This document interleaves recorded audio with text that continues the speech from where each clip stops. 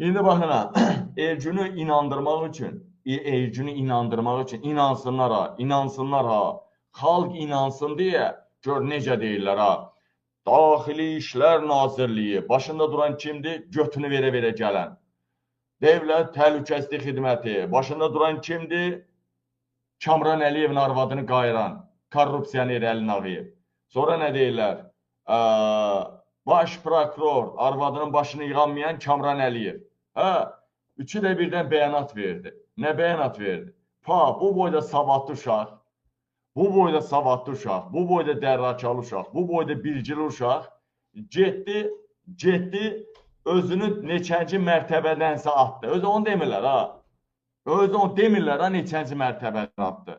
Deyirlər ki, binanın üst qatından atdı. Fikir verin, dəyərli vətənlərim, dəyərli soydaşlar.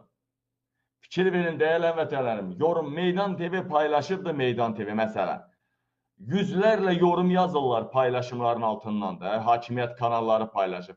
Hamısı, heç kim inanmır da. Heç kim inanmır ki, o adam özünü yuxarıdan atıbdır. Heç kim inanmır. Hətta həkimlər belə ilk baxışdan vurublar. Həkimlər belə dedi ilk başdan, bıçaqlayıblar, yox, döyülübdür, möhkəm döyülüb dedi. O səslər bizə belə yansıdı. Baxın ha, mən nə dedim ha, mən Qabil Türkoğlu dedim ki, İlham Əliyev göstəriş verib 10 gün ərzində söhbəti bağlayın, kimisə lazımdırsa kimisə boynuna qoyun. Elə deyilmi? Elədir. Mən 19-unda dedim, eləmi bunu? Bugün də ayın 29-udur. Düz 10-cu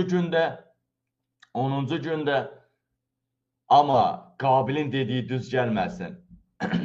Həm polisi müdafiə, İlham Əliyev polisin cinayətini örtbasır eləyir. Eyni zamanda Qabilin dediyi düz kimisə boynuna qoyulmadı, öz boynunda qaldı. Binadan atlanıb bir şey.